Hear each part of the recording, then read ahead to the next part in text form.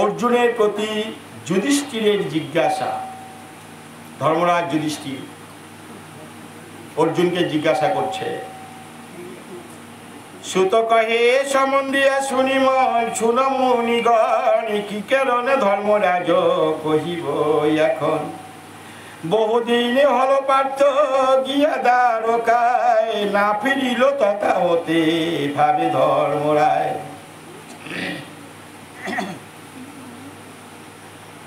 কেমন আছেন কৃষ্ণ কিবায় অভিলাষ, লইতে সংবাদ তার হৃদে জাগিয়াস। দিন পক্ষ 7 মাস করি 7 মাস গত, তথাপি অর্জুন নাহি হইল আগত। সংবাদ জানিতে মন সতত বেকুল, ভয়েতে হৃদয় তার হইল আকুল। সদাই অলক্ষণ আসি ঘিরিল ভুবন, বিপরীত কালে ঋতু করে আগমন। শীতেতে উদয় গ্রীষ্ম, গ্রীষ্মে বর্ষা হয়, বিপদ বুঝিয়া সদা কাঁপিছে হৃদয়। ধর্মরাজ যুধিষ্ঠির অর্জুনকে বলছে, অর্জুন আজ আসবে বলে, কাল আসবে বলে চলে গেল কৃষ্ণ দ্বারকায়। কৃষ্ণ দ্বারকায় গেল, কখন গেল বাবা? যখন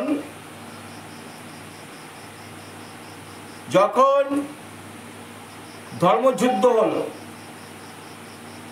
অর্জুন আর পাণ্ডবদের মধ্যে, পাণ্ডব আর কৌরবের মধ্যে যুদ্ধ হলো। যুদ্ধের পরে কৃষ্ণ কথা দিয়েছিল, কাকে?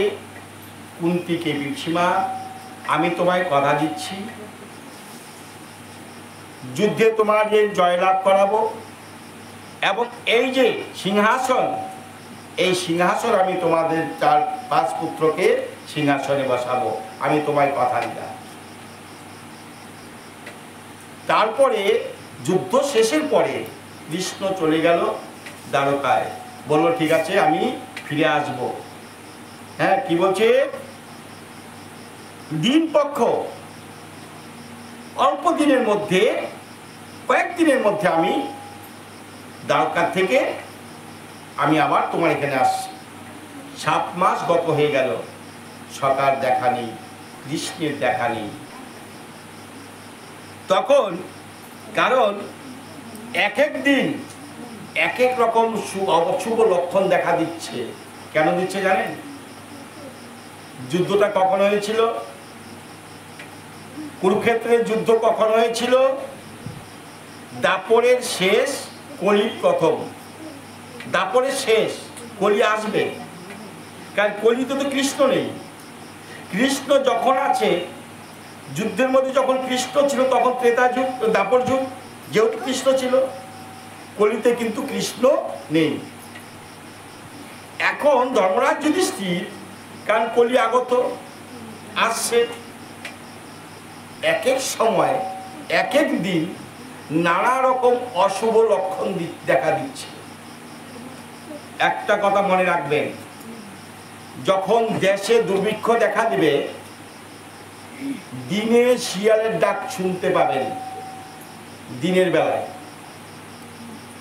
রাত্রে কাকের ডাক। কোনদিন যদি রাত্রে কাকের ডাক, কাউয়ার ডাক শুনতে পারেন, ভাববেন যে দেশে দুর্ভিক্ষ দেখা দিচ্ছে, মহামারী দেখা দিচ্ছে। আর কোনো কারণবশত যদি দিনের বেলা শিয়ালের ডাক শুনেন, ভাববেন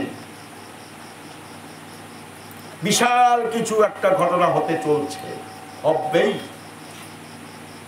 এরকম অশুভ লক্ষণ দেখছে কে?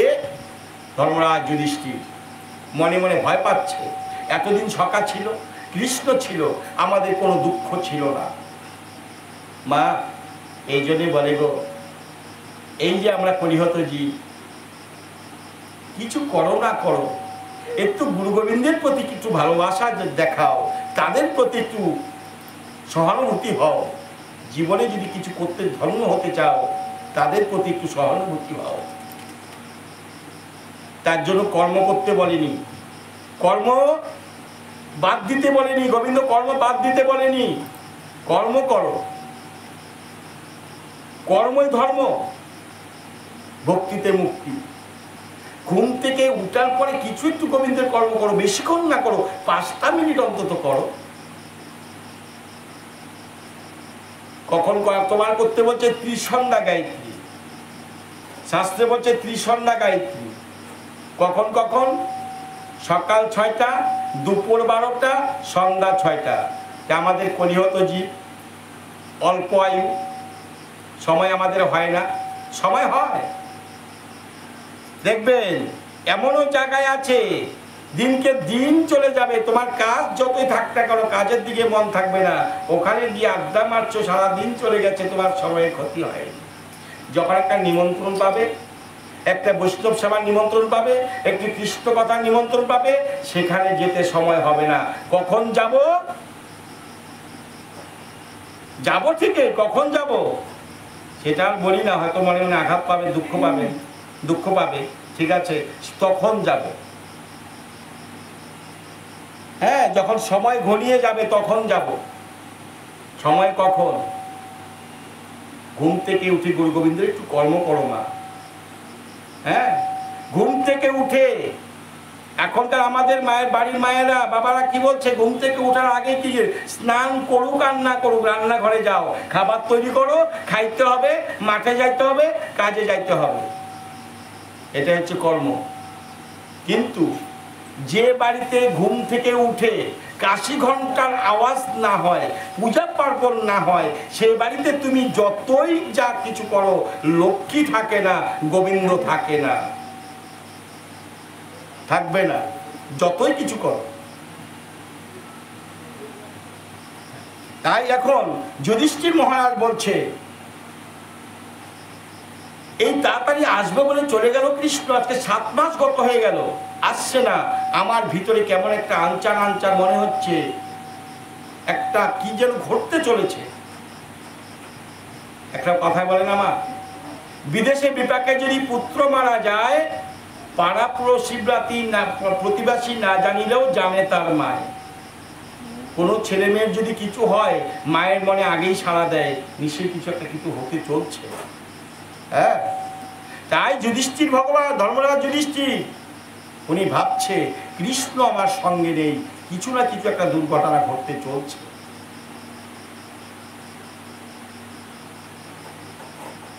ক্রোধ লোভ মহায়াদি ভুবনে প্রকাশ, বিরুদ্ধ জীবিকা লোকে করিছে আস। ব্রাহ্মণ হতেছে রত চণ্ডালী গমনে, চণ্ডাল করিছে ইচ্ছা ব্রাহ্মণী হরণে। দেখো কি হচ্ছে, ব্রাহ্মণ, যারা ব্রাহ্মণ, ব্রহ্মজ্ঞানী, ব্রহ্মজ্ঞ, যারা ব্রহ্মজ্ঞানী তারা হচ্ছে ব্রাহ্মণ। ব্রাহ্মণরা চণ্ডালের মতো কাজ করছে, আর চণ্ডালরা ব্রাহ্মণের ঘরণীদেরকে নিয়ে লীলা খেলা করছে। হ্যাঁ, এই জিনিসগুলো দর্শন করছে কে? ধর্মরাজ যুধিষ্ঠির। কারণ দাপরের শেষ, কলি আসছে, কলি আসছে, তো কলি লীলা কিছু দেখাবে না, কিছু দেখাবে তো। এই যে হচ্ছে, ব্রাহ্মণ হতেছে রত চণ্ডালী গমনে, চণ্ডাল করিছে ইচ্ছা ব্রাহ্মণী হরণে। ব্রাহ্মণরা যাচ্ছে চণ্ডালিনীর কাছে, আর চণ্ডালিনী পুরুষরা যাচ্ছে ব্রাহ্মণদের নারীদের কাছে। কপট আচার সব বন্ধুতা বিহীন, পিতা মাতা ভ্রাতা সবে কলহিতে লীন। এই সব অমঙ্গল করিয়া দর্শন ভীমসেনে ধর্মরাজ কহিলা তখন, শোনো ভাই ভীমসেন আমার বচন, কি হেতু কাতর আজি আমার জীবন। বহুদিন হল পার্থ গেল দ্বারকায়, আজিও নাহি সে ফিরি আসিল হেতায়। এই সব অশুভ লক্ষণ দেখে ধর্মরাজ যুধিষ্ঠির ভীমকে বলছে, ভীম, আমি ভয়ে ভীত হয়ে যাচ্ছি, আমার হৃদয়ে কোনো আমি শান্তি পাচ্ছি না। কারণ বহুদিন থেকে, আজ গেল কাল আসবে বলে কৃষ্ণ বলে গেল, 7 মাস হয়ে যাচ্ছে, কৃষ্ণ আসছে না। আমার ভিতরটা কেমন আনচান আনচান আনচান আনচান করছে। এই নারদের মুখে আমি করিনু শ্রবণ, দেহ ত্যাগ করিবেন কৃষ্ণ এখন। কেন করছে জানো? নারদের মুখে শুনেছিল কৃষ্ণ দেহ রাখবে, শ্রীকৃষ্ণ দেহ রাখবে। কারণ দেহ তো রাখবেই, কলিতে তো কৃষ্ণ আসবে না। আসবে কে? আসবে শ্রীমান মহাপ্রভু। কে আসবে? শ্রীকৃষ্ণ যদি দেহ না রাখে তেমনি তো গৌরাঙ্গ মহাপ্রভু হয়ে আসতে পারবেন না।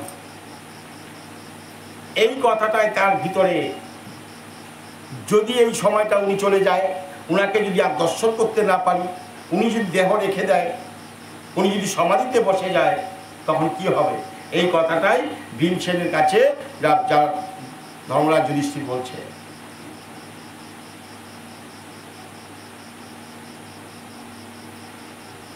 এই হেন বুঝি কালো বসে শ্রীমধুসূদন, সম্বরী আপন লীলা তেজিলা ভুবন। বিপদ ভাবিয়ারি রে হতেছে আকুল, বলো ভাই ভীম আমি কিসে পাই কুল। আমার মনে হচ্ছে আমার শ্রীকৃষ্ণ ভগবান মনে হয় উনি দেহ রেখেছে। শ্রী মধুসূদন এই কাজ মনে ঘটিয়ে ফেলছে, আর মনে হয় আমার সঙ্গে আর কোনোদিন, আমাদের সঙ্গে আর কোনোদিন দেখা হবে না, আর দেখা হবে না। ওই জন্য বলছে মা,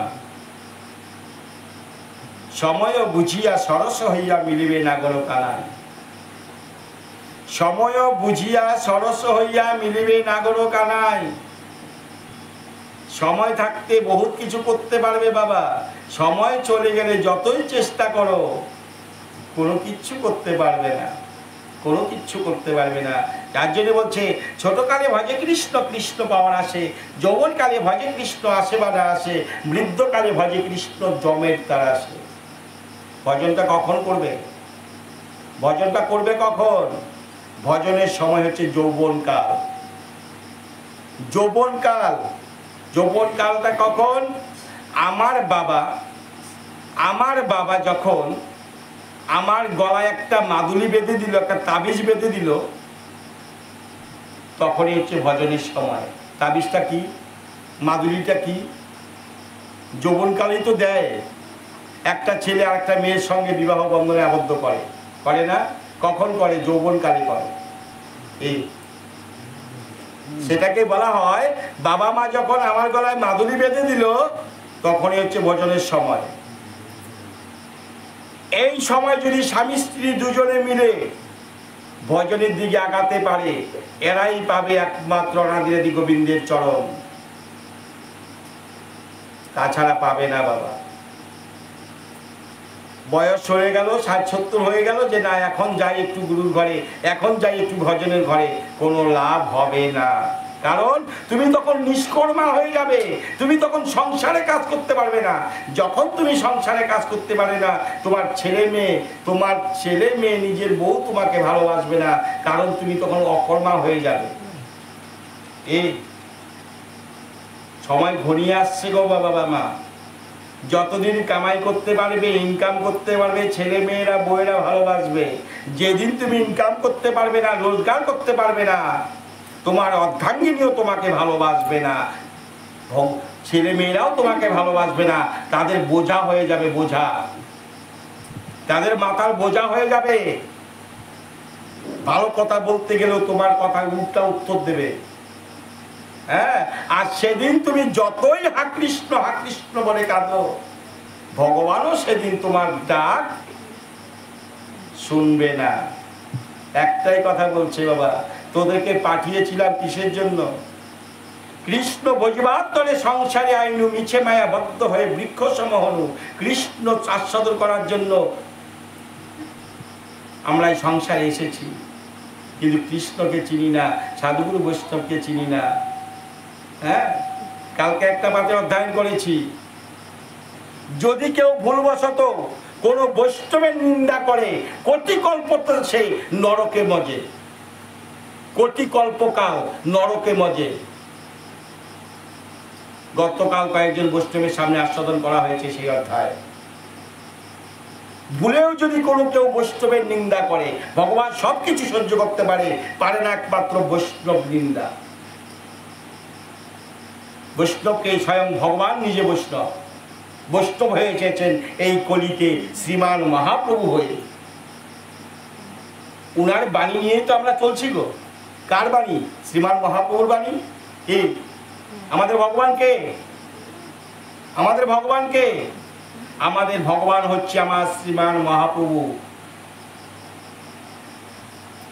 ওই জন্য বলছে আগে নিতাই ভজ, নিতাই ভজ, নিতাই ভজে গৌর পাবে। গৌর বলতে ভজে যাবে, ব্রজে যাবে।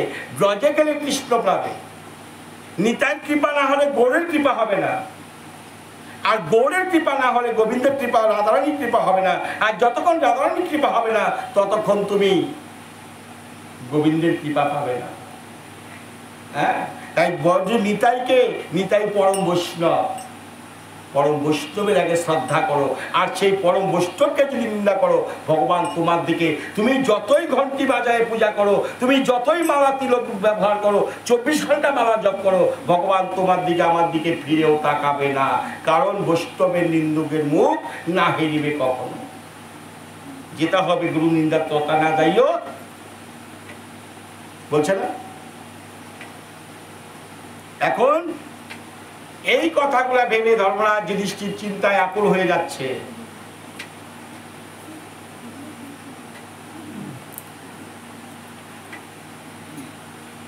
যে কৃষ্ণ হইতে মোর রাজ্য প্রজাধনী, কুরুক্ষেত্রে জয় হয় যাহার কারণ, যাহার কৃপায় করি অশ্বমেধ যাগ, তেজিলা কি অধীনে রে সেই মহাভাগ। একমাত্র কৃষ্ণের কারণে, একমাত্র কৃষ্ণের কারণে আমরা এই রাজ্য লাভ করেছি। এই যুদ্ধের মধ্যে, কুরুক্ষেত্রের যুদ্ধে জয়লাভ করেছি কার জন্য? একমাত্র কৃষ্ণের জন্য। একটা কথা মেনে রাখবেন, যার ভিতরে ভক্তি আছে তার কোনোদিনও ক্ষতি হতে পারে না। ভক্তিতে মুক্তি। যার ভক্তি নেই তার বিপদ অনিবার্য। আর যার ভক্তি ভিতরে থাকবে, যতই বিপদ আসুক বিপদ তাকে কিচ্ছু করতে পারবে না। ক্ষণিকের জন্য তার কলঙ্ক হবে, ক্ষণিকের জন্য মানুষের নানান ধরনের কথা বলবে, কিন্তু সে সব ঠিকই থাকবে, কারণ তার ভিতরে ভক্তি বিরাজমান আছে, ভক্তি বিরাজ আছে। এখন তাই যুধিষ্ঠির বলছে আমরা একমাত্র কৃষ্ণের কারণে আমরা যুদ্ধে জয়লাভ করতে পেরেছি। 100 ভাইয়ের সঙ্গে 5 ভাই যুদ্ধ করে পারবে গো মা? পারবে? কোনোদিন পারবে না। তাই কেন পেরেছে? তাদের সঙ্গে স্বয়ং ভগবান বিরাজমান ছিল, ভক্তি ছিল, ভক্তিতে মুক্তি, ভক্তি ছিল। এখন সেই ব্যক্তি যদি না থাকে মা, এই হৃদয়ে কি থাকবে গো? ও মা, প্রত্যেকেরই স্বামী শাঁখা সিঁদুর নিয়ে বসে আছেন। যাদের হাতে শাঁখা সিঁদুর নেই তারা জানে স্বামী না থাকলে যে কতটুকু কষ্ট, তারা জানে।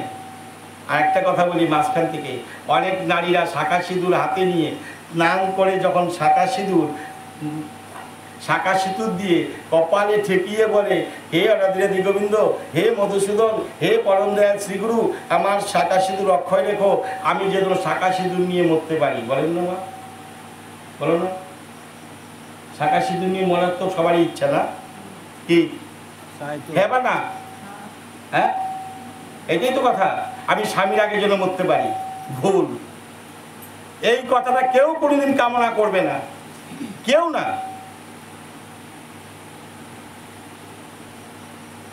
নারীরা হচ্ছে দাসী। কার দাস? শ্রীগুরুর দাস। কার দাস? স্বামীর দাস। কার দাস? শ্রীকৃষ্ণ দাস। অন্তিম সময়ে যদি স্বামীর লালন পালন করতে না পারো, স্বামীর আগে চলে যাও, কোনো মুক্তি পাবে না, কোনো মুক্তি পাবে না।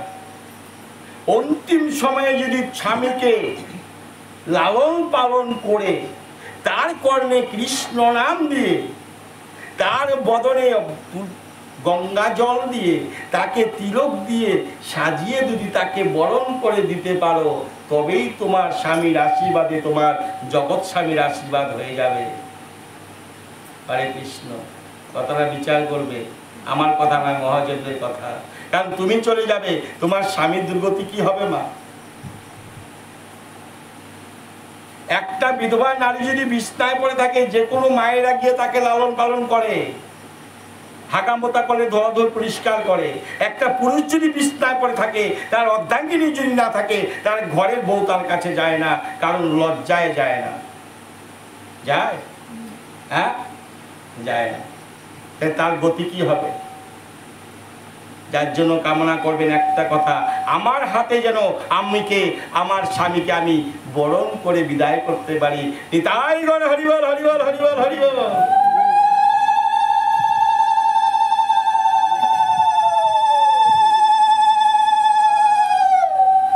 কারণ যে কৃষ্ণ হইতে মোর রাজ্য প্রজাধন, কুরুক্ষেত্রে জয় হয় যাহারও কারণ। আমি যে কৃষ্ণের জন্য কুরুক্ষেত্রে জয়লাভ করেছি, সেই কৃষ্ণ যদি আমার না থাকে, আমার দেহটা কি হবে মা? হ্যাঁ, এই ভিতরে কি আছে? যার যার ভিতরে কে আছে? স্বয়ং ভগবান বিরাজ করছে। কি রূপে বিরাজ করছে? বাতাস রূপে। কি রূপে? বাতাস রূপে।